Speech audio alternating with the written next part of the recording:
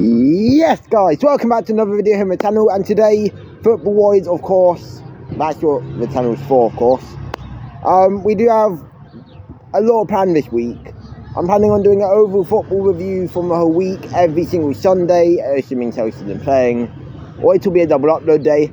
Obviously, if you haven't checked my Twitter, if you haven't seen my Twitter, if you don't know my Twitter, I'll leave it down below in the description. But I've been watching a lot of the Polish League, the Norwegian League, and I'll be watching the Austrian League today. I will be doing reviews for all of that in one video at the end of the week, like I said, along with all the other action what took place. But I thought I'd make a video about Chelsea whilst I'm out and about, because at the end of the day, I love Chelsea. I'm Chelsea, as you can tell. And obviously, after Sunday's 2-1 win at Fulham, which I was over the moon about, even though we were performing really dog shit, but we don't exactly talk about the performance here, we talk about the result. And at the end of the day, there has also been a lot of news coming out about Chelsea not too bothered about the age of the signings again, which is fine. I'm fully with the idea of signing experienced players with quality, with mentality, if that's going to help the younger lads get better, so we can actually win trophies. And we've been linked to a Van Dijk pre-contract agreement, or pre-contract,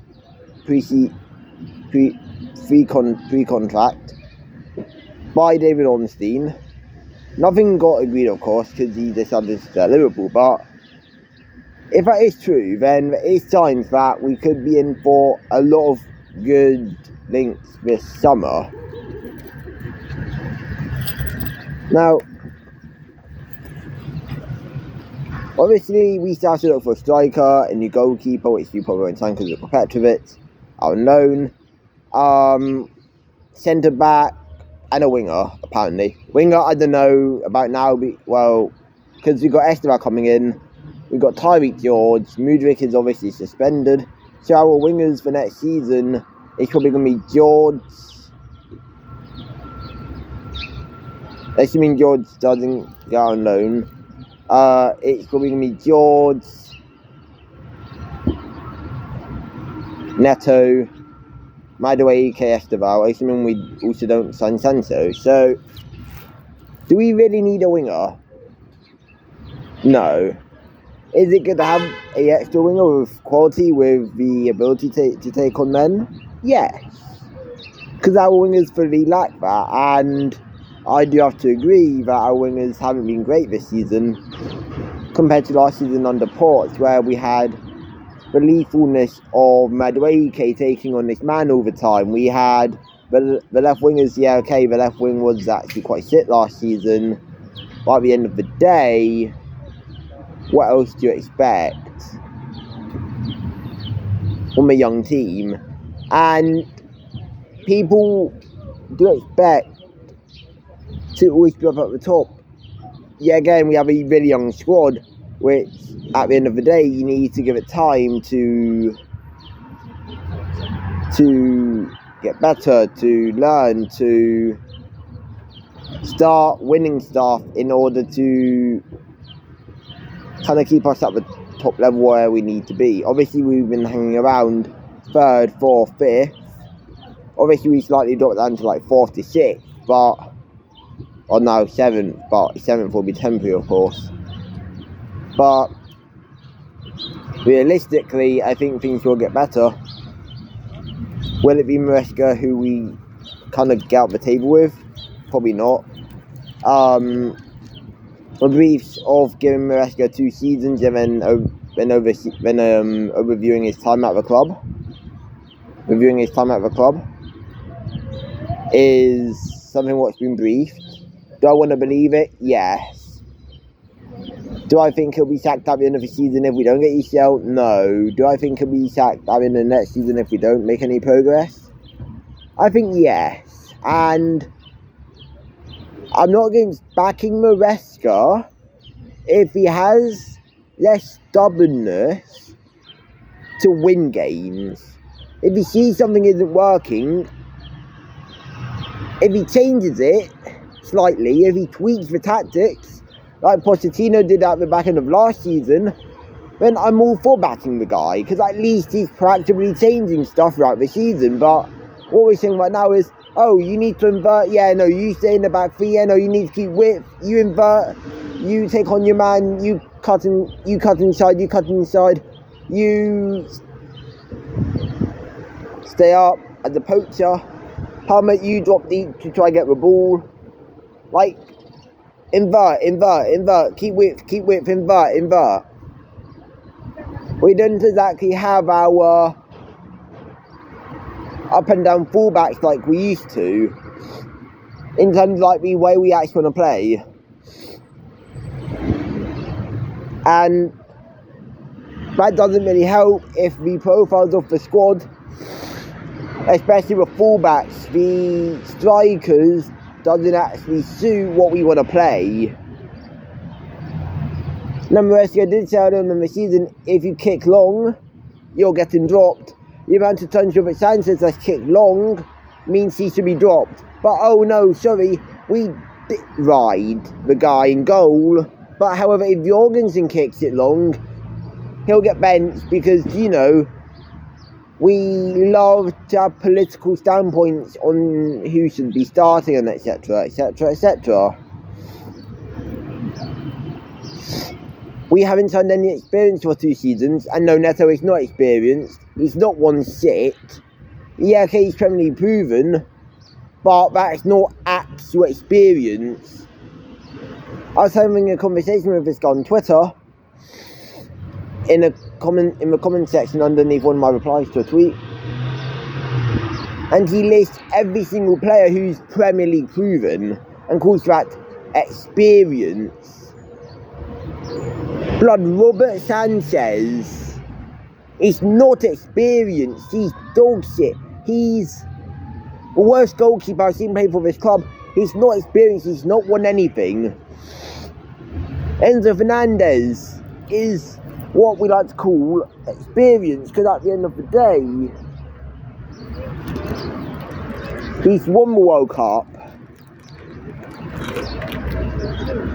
Another example of experience is Palmer, won the UCL City.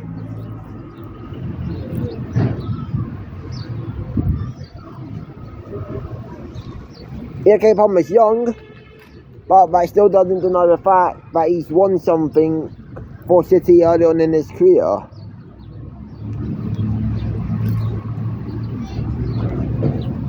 And also,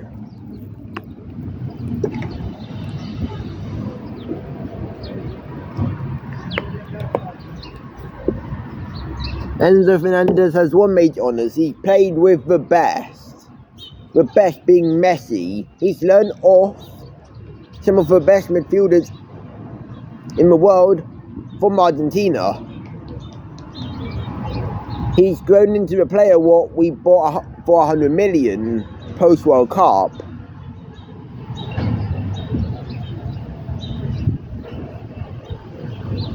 We're getting a Caicedo we bought for 150 million. Yeah, okay, he might not have any winning experience, but he's quality. He's got the mentality of a winner. He's got what you'd want in a player. And no, I'm not counting Henry Pires winning a South American trophy.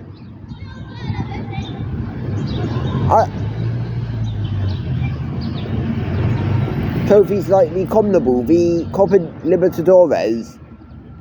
That's not experience when you're translating that into European football, European leagues, European whatever. No one counts that as experience, as winning mentality.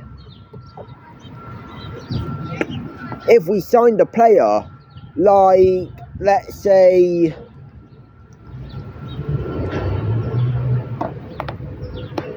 Emery or Barcola or Pedri or someone with winning experience, especially at a young age, with a winning mentality, then I wouldn't mind this whole project, but we aren't signing that. We're signing up-and-comers, we are signing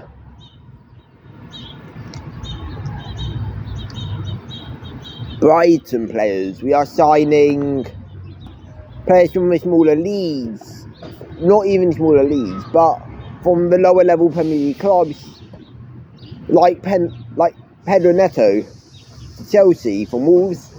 Absolutely lit it up at Wolves, stinking up at Chelsea 50% of the time.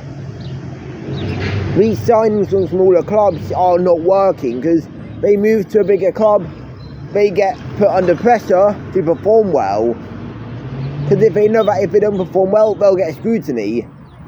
And because of that, they won't perform well because of the pressure of playing for a club like Chelsea. Hence why we saw a flop at the start by Caicedo.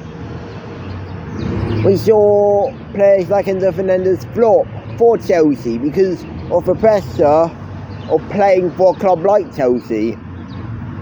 Other examples is Robert Sanchez was never good, but he's even worse now because of the pressure in my eyes. We have players like Madueke from PSV Eindhoven, came to Chelsea and has a lot of pressure on him to perform now.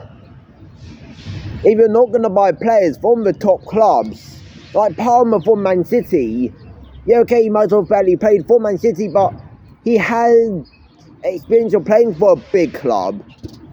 To him it was just sidestep.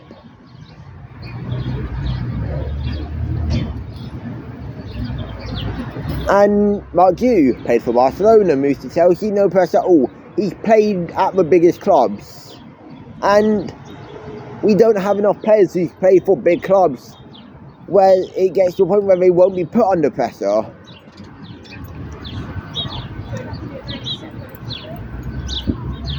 And you also can't blame Neto when we have a striker who came from Villarreal after a purple patch of form as a striker.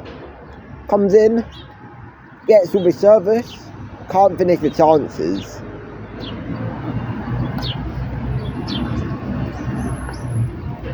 Our issue isn't the service the striker's getting. The issue is that the striker isn't at the end of these balls into the box by your Maduekes, by your Netos, by your Sanchos, by your Enzo Fernandez, by your Palmers. So if we get a good quality striker with winning mentality, and know that it's not Liam Delap, the links to Liam Delap, by the way, I want to comment on that because